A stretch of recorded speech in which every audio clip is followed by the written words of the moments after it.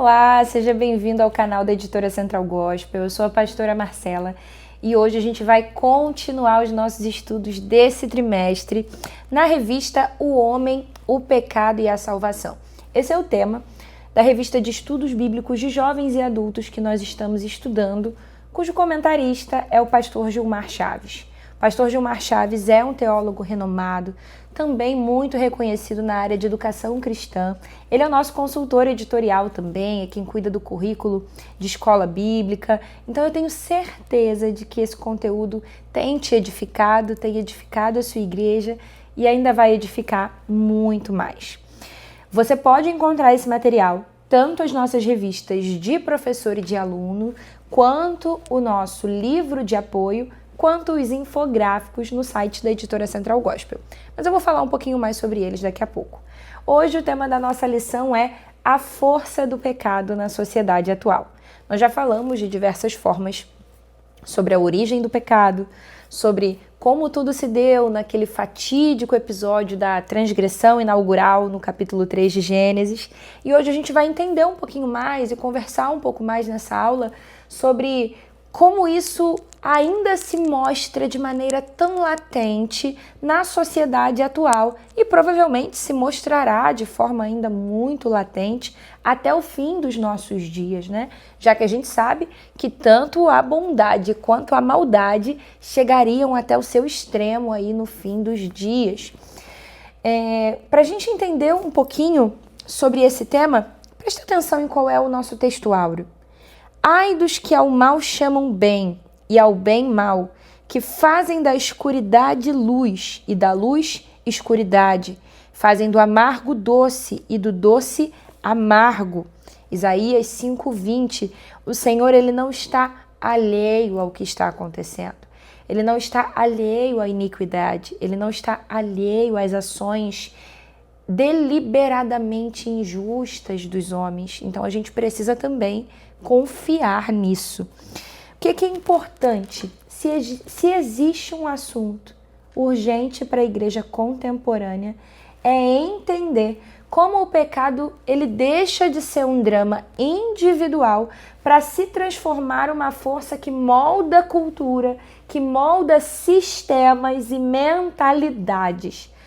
Enquanto nós estivermos com uma mentalidade de individualidade, de que o pecado ele só é uma chaga que afeta uma vida de forma individual, nós não vamos enxergar o mal que ele pode causar. Nós vamos ser ingênuos mesmo, ingênuos como ovelhas, ingênuos como líderes, ingênuos como pastores, ingênuos como seres viventes nessa terra. Tá? Porque a gente precisa olhar ao nosso redor e enxergar a força que a maldição do pecado tem em toda a nossa sociedade.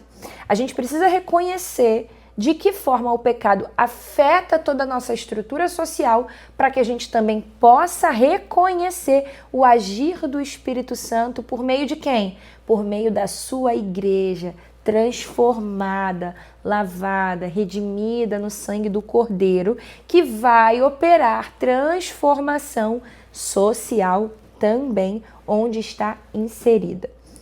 Vamos ler um pouquinho o texto bíblico básico que está lá em 2 Timóteo 3, do 1 ao 5. Sabe, porém, isto: nos últimos dias sobrevirão tempos trabalhosos, porque haverá homens amantes de si mesmos, avarentos, presunçosos, soberbos, blasfemos, desobedientes a pais e mães, ingratos, profanos, sem afeto natural, irreconciliáveis, caluniadores, incontinentes, cruéis, sem amor para com os bons, traidores, presta atenção, obstinados, orgulhosos, mais amigos dos deleites do que amigos de Deus, tendo aparência de piedade, mas negando a eficácia dela. Destes, afasta-te. Presta atenção.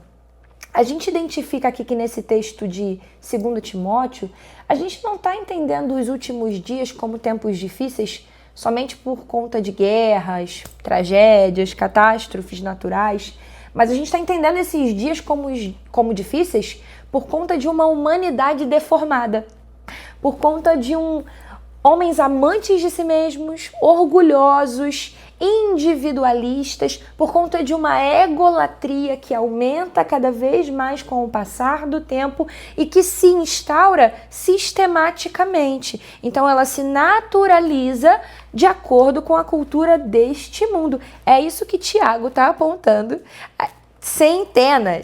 Tiago não, é isso que essa carta de Paulo a Timóteo está apontando centenas de anos atrás, então não é algo de agora. O que nós vemos hoje na nossa sociedade não é uma novidade, mas a tendência é que os dias se tornem cada vez mais marcados por esse elemento, uma humanidade deformada pelo pecado. E o pecado, ele não é estático, ele se institucionaliza.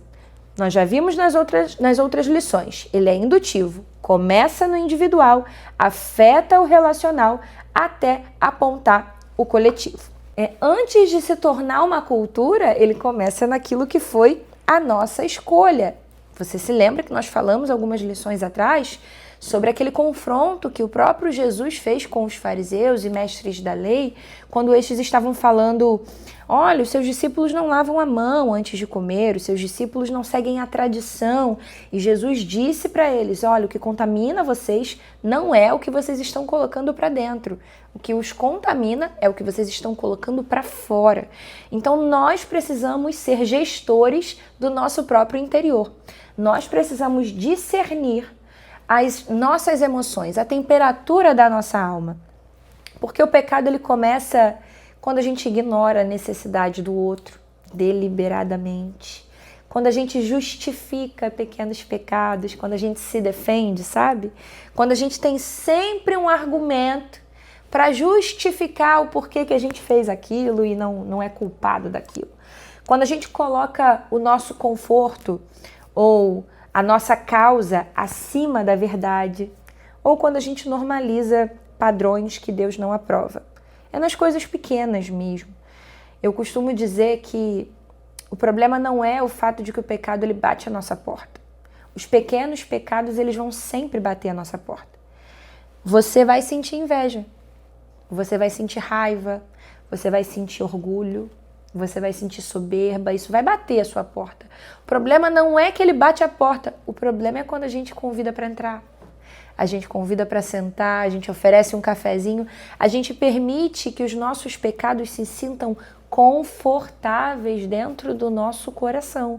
E quando a gente menos espera, isso se revela como um fato externo, como uma ação exterior. Aquela mentira não começou na mentira, entende?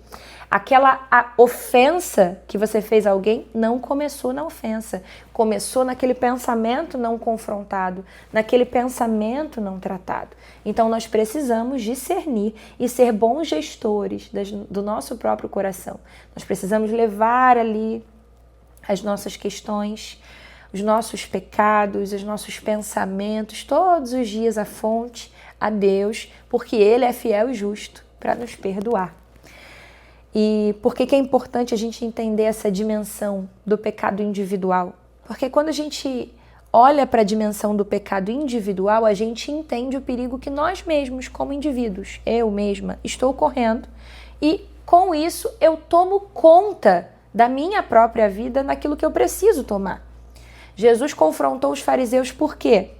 Vocês estão preocupados em tirar um cisco no olho do outro, enquanto não conseguem tirar a trave que está no seu. Muitas vezes nós enxergamos com facilidade o pequeno defeito, a pequena falha do nosso irmão, mas nós não conseguimos enxergar com facilidade a grande trave que está no nosso. Então esse exercício cotidiano é necessário. Nós não podemos nos proteger da nossa própria gestão, do nosso próprio autocuidado, da nossa própria autorregulação. E a gente faz isso sozinho? Não, porque sozinho a gente nunca conseguiria. Sozinho a gente nunca daria conta. Nós não somos bons. Nós não somos sozinhos capazes de governar a nós mesmos. Nós temos o Espírito Santo. E a gente tem aí, como consequência, o pecado estruturado. Quando o pecado atravessa relações e se transforma em sistema, se torna uma prática coletiva, se torna uma cultura. Eu estou falando daquilo que começa individualmente, mas se torna uma cultura praticada em grupo. A gente pode falar disso não só numa dimensão social ampla, na nossa sociedade, a cultura do estupro, a cultura da banalização do aborto, a cultura da banalização do sexo e da exposição do corpo. Eu posso falar disso também, mas eu posso falar das pequenas culturas que se formam. Quer ver um exemplo muito próximo da nossa rotina cotidiana? As pequenas panelinhas em igreja, as panelinhas que se formam, que nós consideramos inofensiva, e aqui começa uma roda dos escarnecedores, já percebeu? Que começa com uma brincadeira, começa com uma ofensa, começa com um falar mal, e quando a gente vê aquilo se torna uma cultura, e a gente tem rodas em que é comum, dentro da igreja, dentro de um grupo que se pressupõe cristão, falar mal dos irmãos e repelir outros irmãos e afastar outros irmãos. Então nós corremos esse perigo desse pecado estruturado e sistematizado na visão macro sociedade, mas também nos nossos pequenos núcleos de convivência. Isso pode acontecer dentro da igreja e nós precisamos ser agentes de desconforto. O que é um agente de desconforto? É o agente que tem coragem de dizer: isso não está certo. Eu preciso tirar essa trave do meu olho.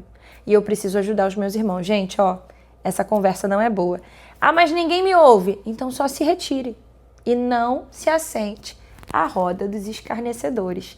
Quando a gente permite que haja conforto naquilo ali, o pecado se sistematiza. Seguindo, a sociedade diante da força do pecado. O que a gente vive? A gente vive, como eu disse, a banalização e o disfarce do mal. É o mal disfarçado de bem. Isso é até interessante de observar nas narrativas fictícias que a gente vê hoje. Quando a gente olha para os filmes clássicos da literatura, os clássicos da literatura, os clássicos dos filmes, em que você tinha o quê? A narrativa do herói, e você tinha sempre uma história de redenção, um crescimento do herói, mas o mal era o mal e o bem era o bem. O que a gente encontra hoje em grande parte das narrativas de séries, de filmes, de livros? A gente encontra uma tentativa de redimir e justificar o mal. O mal, ele tem um motivo para ser mal, algo causou aquilo, é aquele darwinismo social, aquele determinismo. Então, o meio em que ele foi criado gerou aquilo e ele é redimido. Então, na verdade, aquela vilã não é vilã, ela é boazinha. E você tem ali um efeito sendo gerado das massas torcendo pelo mal, das massas torcendo e se cativando pelo mal. Isso não é aleatório. Nós não podemos ser ingênuos ao acreditar que toda essa construção cinematográfica, essa construção literária é aleatória. Não é. Há uma intencionalidade, sim, em disfarçar o que é o mal. Isso acontece desde que o mundo é mundo e hoje está sendo visto de forma muito evidente nessas construções narrativas, tanto no universo literário quanto no universo cinematográfico, nas novelas, nos filmes e nas séries. Mas o mal, ele só cresce quando ele deixa de causar espanto. Por isso essa tentativa de deixar de causar espanto. Então você tem muitas vezes, tá? E aí eu faço uma observação, principalmente para quem é pai, para quem é líder de adolescente e líder de criança. Você tem um filme lindo, em que os valores da família são defendidos, você tem uma família linda, você tem valores de amizade, mas naquele filme que é incrível você tem um casal homossexual. Percebe? Que é um casal legal. Eles quase não aparecem, mas eles estão ali para que aquilo seja normalizado. Você tem um filme que é uma série que é sensacional, mas em um episódio ali eles defendem o aborto. Em um episódio ali eles tratam o aborto como uma questão de saúde pública em defesa da mulher. Isso é uma estratégia, Porque se eles conseguem pouco a pouco naturalizar aquilo que deveria ser imoral e errado, eles conseguem introduzir isso dentro da nossa casa e nos deixar confortáveis com o pecado. Tá tudo bem, isso não vai te fazer mal, isso não vai te causar mal. Mas a verdade é que, como nós temos estudado recorrentemente, sim, o pecado é uma ferida aberta. Existe um efeito também das redes sociais, que é o efeito da espetacularização do mal. O que isso gera? A violência já não nos choca. O mal já não gera no nosso coração a mesma empatia.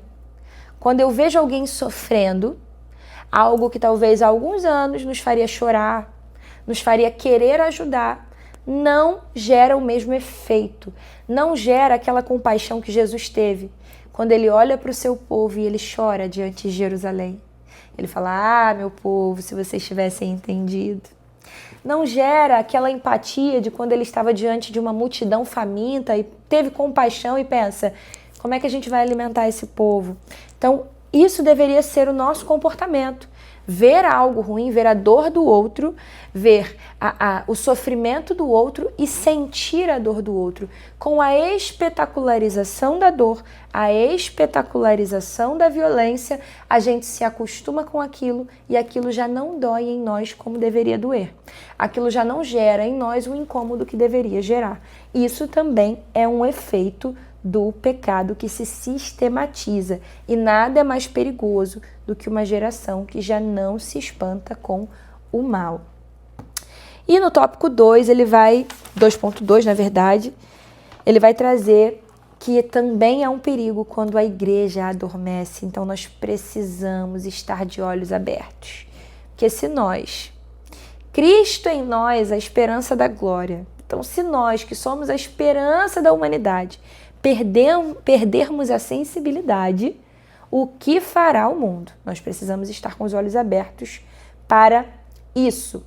Ponto 3, manifestação do pecado na contemporaneidade. Alguns problemas citados pela revista, que são pontos de alerta para a gente enxergar na nossa vida individual e na nossa vida coletiva e sistematizado na nossa sociedade. Primeiro de tudo, o egoísmo, eu acima de tudo. Para além do egoísmo, eu traria uma egolatria, porque, na verdade, há uma idolatria ao eu, né? Há uma tentativa de colocar o eu no trono. Isso acontece desde que o mundo é mundo, mas hoje todas as relações até muitas vezes são pautadas em interesse. E qual é o perigo disso?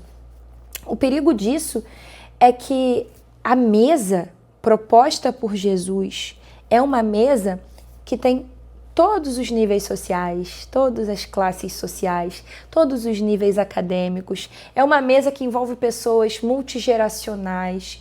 Se eu começo a me relacionar somente com alguém que pode me trazer algo, me trazer algum benefício, me trazer alguma recompensa, eu estou pensando somente em mim, no que eu posso receber e não no que eu posso dar. Eu estou quebrando completamente a lógica do evangelho. E esse discurso coaching do só se assente a uma mesa onde você pode aprender é muito bom até certo ponto, mas o que você tem a ensinar? Será que não tem ninguém a quem você possa servir? Porque quem quer ser grande tem que aprender a servir. Quem quiser ser o primeiro tem que ser o último. Então a lógica do reino, ela é invertida. Eu preciso saber que nas mesas em que eu me assento, eu preciso me assentar com pessoas maiores que eu, que vão me aconselhar, que vão abrir portas para mim, que vão me ensinar, que vão me proteger. Mas eu também preciso me assentar com pessoas menores que eu vou ensinar, que eu vou proteger, que eu vou servir. Eu preciso discernir isso para que a egolatria não me tome e eu não siga por aí buscando o que eu posso receber de recompensa em todas as minhas relações. Porque onde o amor se esfria, o ego é que se assenta ali no trono. Relativismo moral, como nós já falamos, é um perigo muito grave. Tudo é permitido, cada um escolhe qual é a sua verdade. Consumismo e materialismo. As pessoas têm colocado Deus até numa posição muito complexa, porque tem colocado o seu sistema de vida. Então eu quero ter. Se eu quero ter, Deus precisa me dar, porque Deus é o Deus do ouro e da prata. Então eu quero todo o ouro, eu quero toda a prata. A gente precisa tomar cuidado com isso, porque Deus não é obrigado a nos dar o carro do ano, a nos dar o melhor apartamento. A gente precisa discernir o que nós precisamos de verdade e o que tem sido um desejo motivado pela comparação contínua, pela influência de redes sociais, pela influência do consumismo, da mídia, porque isso também é uma arma terrível do inimigo para endividar as pessoas, para nos afastar daquilo que importa, para que a gente não invista no reino de Deus, para que a gente não oferte na vida de outras pessoas e viva o tempo inteiro consumir, consumir. E por último, a distração tecnológica, o vício em dopamina. Sabe o que é isso? Esse vício que a gente fica o tempo inteiro na rede social, nos jogos. A gente tem visto tantas pessoas se perdendo nos tigrinhos da vida. Isso é dopamina barata. E as pessoas têm viciado nisso e muitas vezes têm perdido as grandes oportunidades da vida. Pessoas que já venceram gigantes grandiosos e não conseguem vencer o Instagram. Eu e você corremos esse risco. As pessoas que se assentam nas nossas classes para aprender conosco estão correndo esse risco. Coisas óbvias precisam ser ditas e nós precisamos de ajuda e precisamos ajudá-las. Isso tudo também é fruto do pecado. O que é importante nisso tudo para nós entendermos, e eu repito isso a cada lição em que nós estamos falando sobre o pecado, nós não estamos sozinhos. O Senhor veio, Ele é o caminho, a verdade e a vida. Nós não somos mais escravos do pecado. E por causa da graça, por causa desse grande amor do Senhor, que nos amou quando éramos ainda pecadores, nós podemos vencer. Todas as coisas se fazem novas e nós não somos mais escravos. Nós somos filhos e nós respondemos a uma nova cultura. Nós vivemos sob uma nova identidade. Nós fomos restaurados ao que havia no jardim. Que Deus abençoe a sua vida, que Deus abençoe as suas aulas e que esse seja um tempo de edificação para você e para a sua igreja, em nome de Jesus. Amém.